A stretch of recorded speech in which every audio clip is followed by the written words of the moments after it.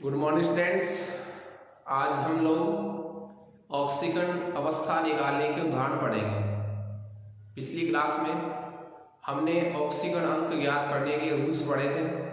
Rules को आपने पढ़ा भी होगा। उन्हीं रूल्स को फॉलो करते हुए हम कुछ एग्जाम्पल प्रदर्शित कर रहे हैं जिनमें आपको तत्व की ऑक्सीकरण अवस्था निकालनी है। ओके, तो आज हमारा टॉपिक है ऑक्सीकरण अंक ज्ञात करना।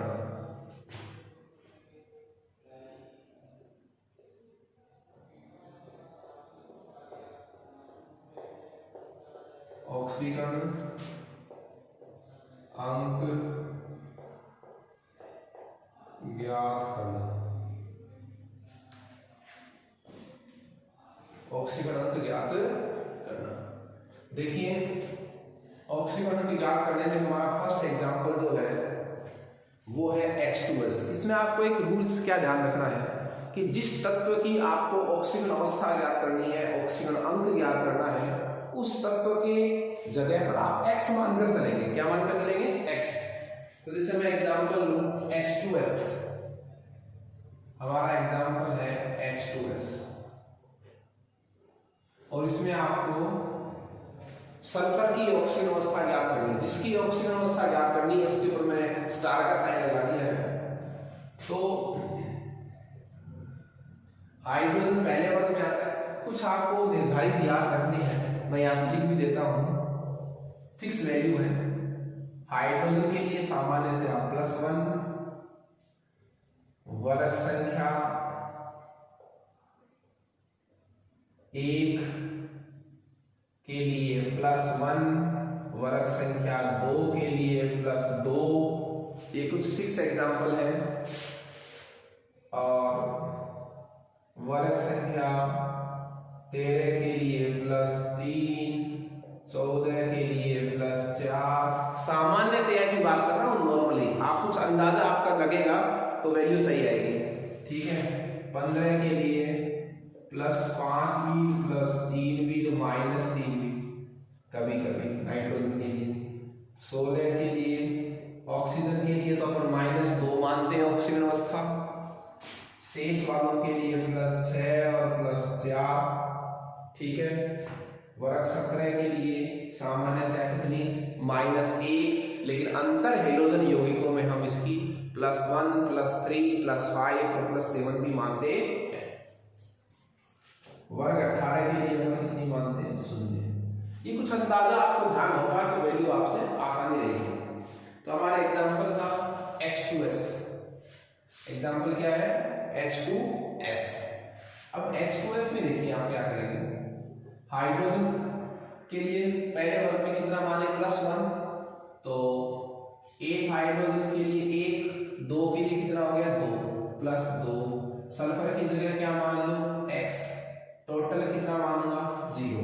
मैंने आपको एक रूल बताया था कि किसी भी यौगिक में उपस्थित सभी तत्वों के परमाणुओं की कुल ऑक्सीजन अवस्थाओं का जो योग है वो कितना आएगा? 0 होगा। तो मैंने सभी ऑक्सीजन अवस्थाओं का योग क्या मान के चला है? 0 मान के चला हूं। तो x की वैल्यू कितनी हो जाएगी? -2। तो सल्फर की ऑक्सीजन अवस्था जो है वो कितनी आ गई? -2। दूसरा एग्जांपल मैं लूंगा SO2। SO2 में आपको फिर से वही सल्फर की ऑक्सीजन अवस्था ज्ञात करनी है। अब देखिए, सल्फर जो है वो कौन से वर्ग में आता है? 16 वर्ग में आता है। और 16 वर्ग के तत्वों के लिए -2 +6 +4, यहाँ कितना आ रहा है? -2। SO2 में फिर आपको सल्फर के लिए ऑक्सीजन अवस्था ज्ञात करनी है, ऑक्सीजन अंक ज्ञात करना है। की बात है, अंक बोलो चाहे संख्या बोलो, बात एक ही है। तो x मान लिया। एक ऑक्सीजन के लिए सामान्यतया सल्फर डाइऑक्साइड, ऑक्साइडों में ऑक्सीजन की ऑक्सीजन अवस्था -2 होती है। ऑक्साइड यौगिकों में ऑक्सीजन का ऑक्सीजन अंक कितना मानते हैं? -2। पर ऑक्साइडों में -1। ठीक है। तो एक के लिए -2 तो कितने ऑक्सीजन परमाणु? 2। तो -4 = 0। तो x की वैल्यू कितनी आ गई? +4। आप देखिए, वही सल्फर की ऑक्सीजन अंक कितना आ रहा है? -2। इस यौगिक में सल्फर का ऑक्सीजन कितना आ गया प्लस के 4। तो एक तीसरा यूनिट मैं आपके सामने डिस्कस करूंगा और वो है H2SO4 सल्फ्यूरिक अम्ल। इसमें भी आपको सल्फर की ऑक्सीजन अवस्था क्या करनी है, याद करनी है। तो सल्फर की ऑक्सीजन अवस्था याद करेंगे साहब। हाइड्रोजन कितना मानते हैं अपन, +1 मानते हैं पहले वर्ग के लिए। 2 हाइड्रोजन है तो +2। सल्फर का ऑक्सीजन अंक ज्ञात करना है तो x मानेंगे, x। एक ऑक्सीजन के लिए -2 तो 4 के लिए -8 हो गए। आप ऐसे भी लिख सकते हैं प्लस -8 = 0। तो ये कितना हो जाएगा +2 + x -8 = 0। और x की वैल्यू जो है वो 8 - 2, इसका मतलब कितनी आ गई +6। तो यहाँ से ये बात भी प्रूव हो गई कि वर्ग 16 के तत्वों के लिए -2 ऑक्सीजन अवस्था भी है, +4 भी है और +6 भी है। ठीक है, एक बात और, ये कैसे पता चलता है कि किसी वर्ग के तत्वों के लिए ऑक्सीजन अवस्थाओं के जो मान है, ऑक्सीजन अंकों के जो मान है, वो कहां से कहां तक चेंज हो सकते हैं। तो मैंने कल आपको एक फॉर्मूला बताया था, किसी तत्व के लिए ऑक्सीजन अंकों का जो मान है वो n से कितना आ सकता है, n - 8 तक। n से n - 8 तक, n से n - 8 तक इसकी वैल्यू चेंज हो सकती है। तो n क्या है, n है बाह्यतम कोश के इलेक्ट्रॉन की संख्या, बाह्यतम कोश के इलेक्ट्रॉन की संख्या। अब देखिए वर्ग 16 का कोई तत्व है, कोई की जगह मैं नाम फिक्स कर दूंगा, सल्फर है। सल्फर के बाह्यतम कोश में कितने इलेक्ट्रॉन, 6। तो सल्फर के लिए S की वैल्यू कितनी हो गई, N की वैल्यू कितनी हो गई सल्फर के लिए 6। तो देखिए 6 से n - 8 मतलब कितना बच गया -2। तो 6 से लेकर -2 तक चेंज हो सकता है। तो देखिए 6, 4 और -2। ये 3 एग्जाम्पल थे आपके सामने।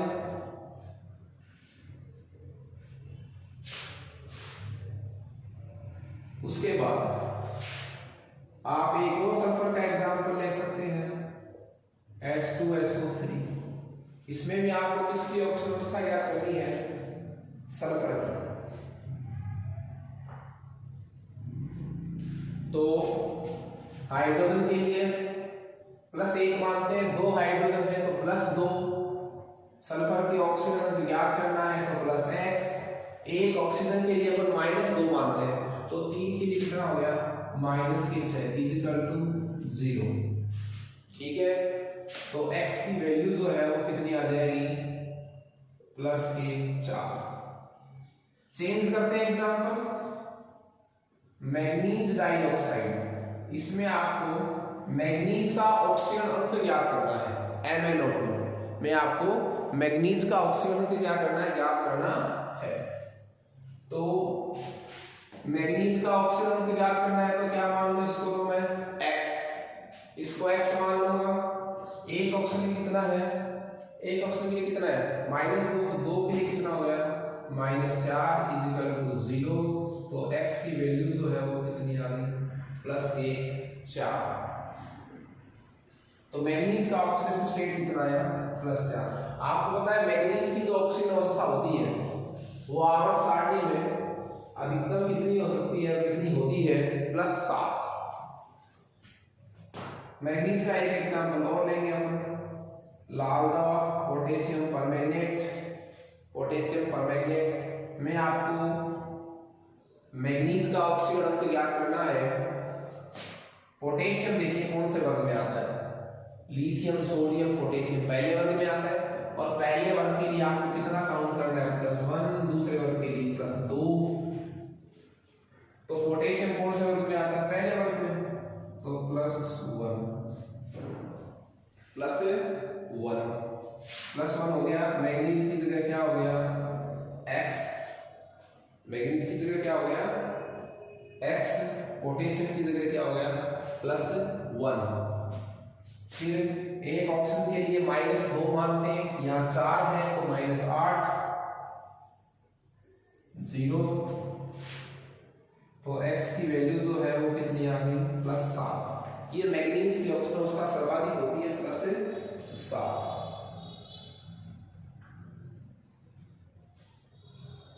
उसके बाद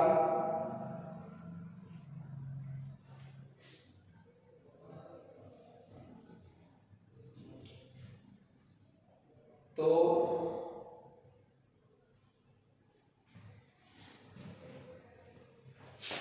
एक यौगिक और लें अपन Na2H2O3 में सल्फर की ऑक्सीकरण अवस्था, सल्फर की ऑक्सीकरण अवस्था,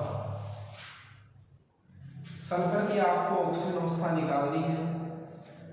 देखिए सोडियम कौन से वर्ग में आता है, पहले वर्ग में आता है, लिथियम सोडियम, सोडियम पहले वर्ग में आता है तो +1, 2 सोडियम है तो +2, सल्फर का ऑक्सीजन अवस्था आपको ज्ञात करनी है तो उसको x मानना है, ये खुद भी कितने हैं 2, तो 2x, एक ऑक्सीजन के लिए -2, 3 के लिए -6 हो गए, -6 = 0, 2x बराबर 6 - 2, तो 2x बराबर कितना हो गया बोलिए 4, और x बराबर कितना हो गया +2।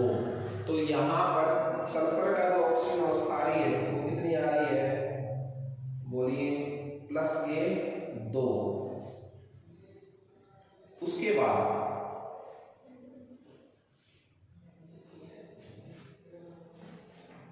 ये कुछ नॉर्मल एग्जांपल थे, कुछ और एग्जांपल पर डिस्कस करेंगे। एक थोड़ा सा अच्छा फॉर्मूला आप यूज कर रहे हैं, इंपॉर्टेंट भी है, और वो है सल्फर का एक एग्जांपल है H2SO5, H2SO5।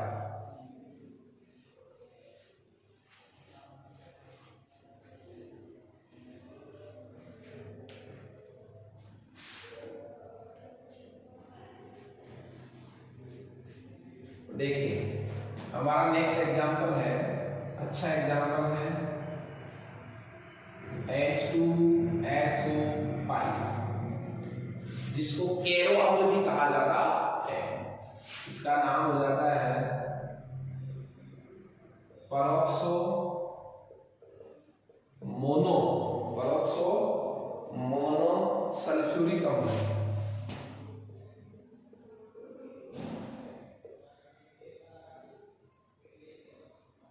ये इसका नाम है। H2SO5 का नाम क्या है परऑक्सो मोनो सल्फ्यूरिक अम्ल। ओके, देखिए परऑक्सो मोनो सल्फ्यूरिक अम्ल जो है, इसमें परऑक्सो नाम का मतलब क्या हुआ, एक इसमें परऑक्साइड बंध पड़ा है, इसमें क्या पड़ा है कि परऑक्साइड बॉन्ड, और परऑक्साइडों में ऑक्सीजन की ऑक्सीजन अवस्था का मान -1 होता है।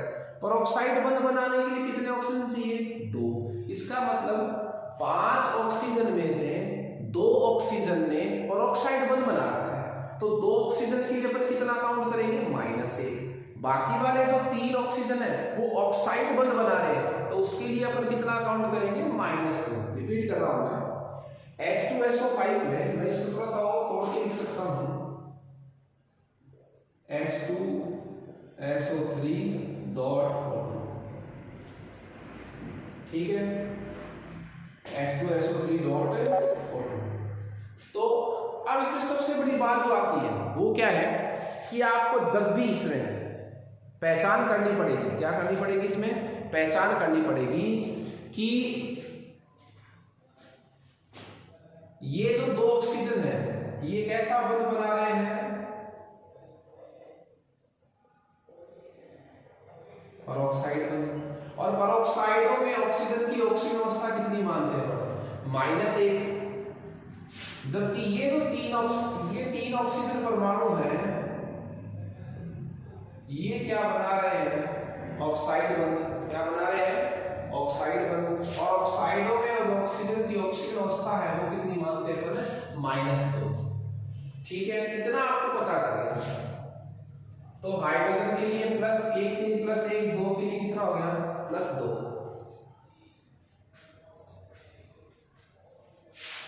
+2 प्लस क्या मान लिया आपने, x।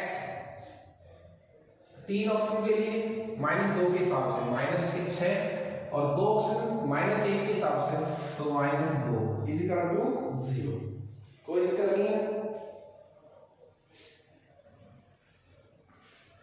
तो x बराबर, ये उधर चला जाएगा, ये उधर जाते ही +6 +2, और ये उधर जाते ही माइनस, ये तो कट गए, तो x की वैल्यू कितनी आ गई, 6। तो पेरोक्सो मोनोसल्फ्यूरिक अम्ल में सल्फर का ऑक्सीजन अम्ल कितना है, +7। बहुत अच्छा एग्जांपल है। या इस तरह आपको कंफ्यूज नहीं होना है, आप ऐसे मत कर देना +2 +x -10 -2 से गुणा करके, ऐसा नहीं होगा। ठीक है, तो ये अच्छा एग्जांपल था।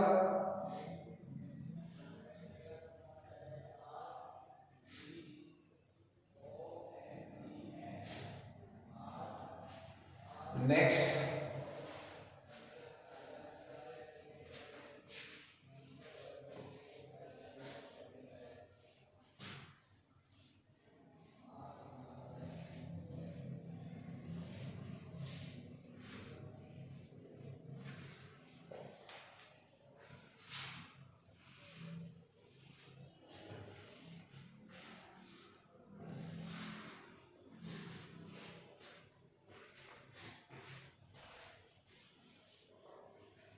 हाँ जी, नेक्स्ट एग्जाम्पल अपन ले रहे हैं कुछ संकुल यौगिक PtCl6 -2, PtCl6 -2। आपको यहाँ पर प्लेटिनम का ऑक्सीजन अणु ज्ञात करना है। तो प्लेटिनम की जगह क्या मालूम है, x। 1 Cl की जगह -1, तो 6 की जगह -6। कोई दिक्कत नहीं है, बराबर 0 नहीं लिखूंगा क्योंकि टोटल पर आवेश कितना है, -2। तो x की वैल्यू कितनी आ गई, +4। तो प्लेटिनम की जो ऑक्सीजन अवस्था है वो कितनी आ गई, बोलिए, +4। संकुल यौगिकों में देख रहे हैं अपन,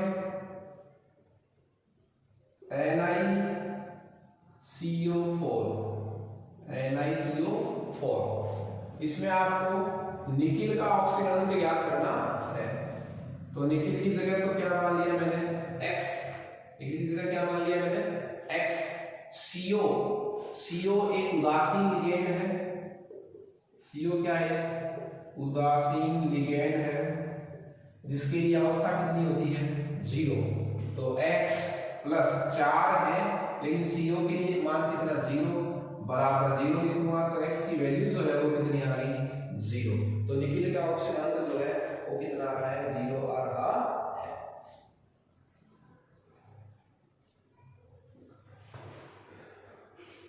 उसके बाद एक और भी पोटेशियम डाइक्रोमेट, अच्छा फॉर्मूला है, K2Cr2O7। K2Cr2O7 potassium dichromate. Potassium dichromate में पोटेशियम की जो वैल्यू है, वो आपको ज्ञात नहीं करनी। आपको किसके लिए वैल्यू ज्ञात करनी है, क्रोमियम के लिए। पोटेशियम पहले वर्ग में आता है +1, 2 है तो +2, तो +2। आपको क्रोमियम के लिए ऑक्सीजन अवस्था ज्ञात करनी है, वो खुद 2 है, x मानना है 2x, 7 दूनी 14 = 0। एक ऑक्सीजन के लिए -2, तो 7 के लिए कितना हो गया, -14। कोई दिक्कत नहीं है। उसके बाद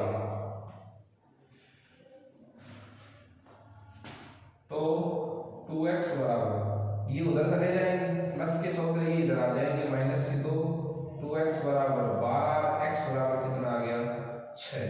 तो पोटेशियम डाइक्रोमेट में क्रोमियम का जो ऑक्सीजन अंक है वो कितना आ रहा है, +6। मेथेन का एग्जांपल अपन ये ले, मेथेन अच्छा एग्जांपल है, कंफ्यूज होने वाला एग्जांपल है। मेथेन का सूत्र होता है CH4। मेथेन का सूत्र क्या होता है, CH4। और CH4 में आपको कार्बन का ऑक्सीजन अंक क्या करना है, ज्ञात करना है। तो कार्बन का ऑक्सीजन अंक ज्ञात करने के लिए कार्बन की जगह तो क्या मान लो, X, कार्बन की जगह X मान लिया। हाइड्रोजन पहले वर्ग में आता तो कितना मान लो, +1, तो 4 के लिए कितना हो गया, +4 = 0। तो X की वैल्यू कितनी आ गई, -4। तो मेथेन में कार्बन का जो ऑक्सीजन अंक है वो कितना है, -4। उसके बाद अब बात आती है हमारा लास्ट एग्जांपल अवस्थाओं की, वो है C6H12O6, जिसको मैं क्या कहता हूं, ग्लूकोज। ग्लूकोज में आपको किसका ऑक्सीजन अंक ज्ञात करना है, कार्बन का। ग्लूकोज में आपको कार्बन का ऑक्सीजन अंक क्या करना है, ज्ञात करना है। तो देखिए कार्बन का ऑक्सीजन अंक ज्ञात करना है, तो कार्बन की जगह तो क्या मान लीजिए, X। तो कितने X हो गए, 6X। हाइड्रोजन के लिए कितना मानते हैं, +1। तो ये कितने हो गए, +12। एक ऑक्सीजन के लिए -2, तो 6 के लिए कितना हो गया, -12 0। तो 6S = 0, X = भी 0। ठीक है। तो ग्लूकोज में कार्बन की जो ऑक्सीजन अवस्था का मान है वो कितना आ रहा है, 0 आ रहा है। देखिए हम ऑक्सीजन अंकों में परिवर्तन के आधार पर ऑक्सीकरण और अपचयन या ऑक्सीकारक तथा अपचायक पदार्थों की पहचान कर सकते हैं। पहचान कैसे करेंगे, देखिए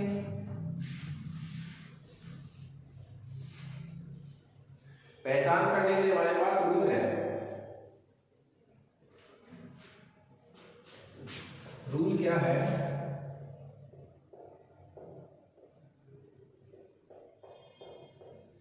ऑक्सीकारक जो पदार्थ होगा, ऑक्सीकारक पदार्थ के ऑक्सीकरण अंकों में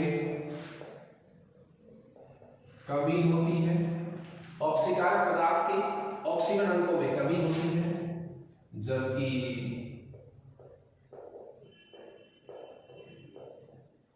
अपचायक पदार्थ के ऑक्सीकरण अंकों में क्या होती है, वृद्धि होती है। तो ये तो ऑप्शन अंकों में वृद्धि होती है, यहाँ ऑप्शन अंकों में क्या होती है, कमी। यहां से आप पता लगा सकते हैं कि कौन सा पदार्थ ऑक्सीकारक है, कौन सा क्या है, अपचायक है। अच्छा, ऑक्सीकारक पदार्थ किसको कहते हैं, जो क्या करता है, ऑक्सीकरण करता है और खुद का क्या होता है, जिसका अपचयन।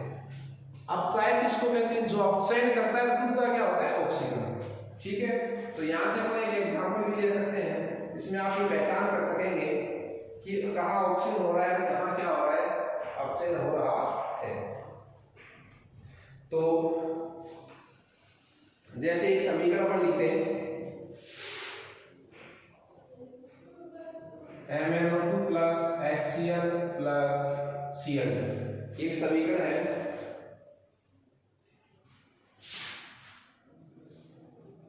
इसको मैं मैग्नीज डाइऑक्साइड बैलेंस तो भी करूंगा नहीं, इसको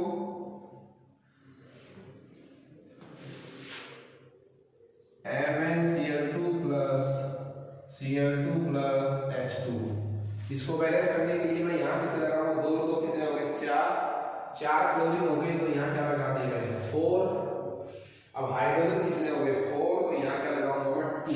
4 हाइड्रोजन तो 2 दूनी 4। अब फिट है ये। अब इसमें आपको क्या करनी है, सभी की अवस्थाएं लिखनी है साहब। यहाँ मैग्नीज का ऑक्सीजन अंक कितना आएगा +4, ठीक है।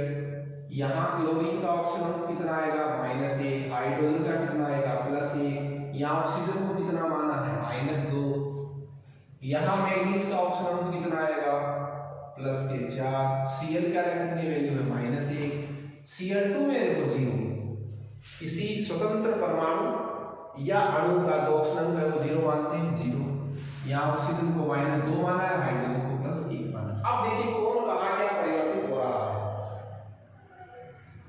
मैग्नीज जो है वो +4 से यहाँ मैग्नीज +2 ही आएगा साहब, कितना आएगा +2। मैग्नीज जो कितना था +4 से किसमें चेंज हो गया +2 में, किसमें चेंज हो गया +2 में चेंज हो गया। कौन मैग्नीज, मैग्नीज जो +4 था वो +4 से किसमें चेंज हो गया +2 में। +4 का मतलब 4 इलेक्ट्रॉन की कमी थी, अब 2 की कमी हो गई। पहले 4 इलेक्ट्रॉन कम थे, अब 2 इलेक्ट्रॉन कम हो गए। इसका मतलब उसने 2 इलेक्ट्रॉन ले लिए तभी तो 2 की कमी रहेगी। इलेक्ट्रॉन का लेना क्या होता है अब से, ठीक है। ऑक्सीजन अंक में क्या आ रही है कमी आ रही है क्या, कमी का मतलब ऑक्सीजन अंक में कमी का मतलब अपचयन की प्रोसेस हुई है। अब देखो ऑक्सीजन अंक किसका कम हो रहा है, किसका कम हो रहा है 4 से कितना हो गया 2, जिसकी कमी होती है वो क्या कहलाता है ऑक्सीकारक। तो इसका क्या हुआ है, इसका अपचयन तो हुआ है, लेकिन ये है क्या, ये है ऑक्सीकारक, ये क्या है ऑक्सीकारक, ठीक है। उसके बाद यहां Cl कितना है -1, यहां Cl कितना है -1, Cl -1 है, वो -1 से देखो कितना हो गया 0। कहने का मेरा मतलब क्या हुआ, यहां 1 इलेक्ट्रॉन क्या है ज्यादा है, यहां वो ज्यादा नहीं है। इसका मतलब 1 इलेक्ट्रॉन ज्यादा था, अब वो ज्यादा नहीं है, इसका उसने त्याग दिया। तो ये प्रोसेस क्या कहलाई है, इलेक्ट्रॉन का निष्कासन क्या कहलाता है ऑक्सीकरण, क्या कहलाता है ऑक्सीकरण। अब ऑक्सीजन किसका हुआ HCl, अंकों में कमी हो रही, देखो -1 से कितना हो गया 0, कमी हो रही है। और जिसके ऑक्सीजन अंकों में वृद्धि हो रही है वैसे तो, क्योंकि -1 से 0 अधिक होते हैं, तो ऑक्सीजन हो रहा है, अंकों में वृद्धि कैसे हो रही है -1 से 0, तो -1 से 0 की तरफ आने का मतलब क्या वृद्धि होना। तो ये क्या है फिर बोलो अपचय, क्योंकि जिसका ऑक्सीजन होता है वो किसकी भांति काम करता है अपचय की। तो मेरे कहने का मतलब क्या हुआ कि आप ऑक्सीजन अंकों में कमी तथा वृद्धि के आधार पर ऑक्सीकारक तथा अपचायक पदार्थों की पहचान कर सकते हैं, ठीक है। और ऑक्सीकारक तथा अपचायक पदार्थों की जब पहचान हो जाएगी तो आप ऑक्सीकरण तथा अपचयन अभिक्रिया को भी पहचान सकते हैं, ओके। तो ये हमारा टॉपिक था ऑक्सीजन अवस्था को ज्ञात करना, उसके रूल्स और उसके अनुप्रयोग। ऑक्सीजन अंकों का अनुप्रयोग अपन कुछ और भी पढ़ेंगे। इससे पहले हम कल नेक्स्ट क्लास में इन रेडॉक्स अभिक्रियाओं को संतुलित करना पड़ेंगे। ये जो वह अभिक्रिया जिसमें ऑक्सीजन तथा क्या हो रहा है अपचयन दोनों अभिक्रिया साथ साथ हो रही है उसको अपन क्या बोलते हैं रेडॉक्स अभिक्रिया। इन रेडॉक्स अभिक्रियाओं को किस प्रकार संतुलित किया जाता है ये हम अगली क्लास में पढ़ेंगे। इनको संतुलित करने की 2 विधियां हैं। संतुलित करने की विधियां आपको तभी आ पाएंगी जब आपको किसी परमाणु किसी यौगिक में तत्व का ऑक्सीजन अंक निकालना अच्छी तरह आएगा, तो आप उसकी प्रैक्टिस करेंगे, ओके। Thank you students.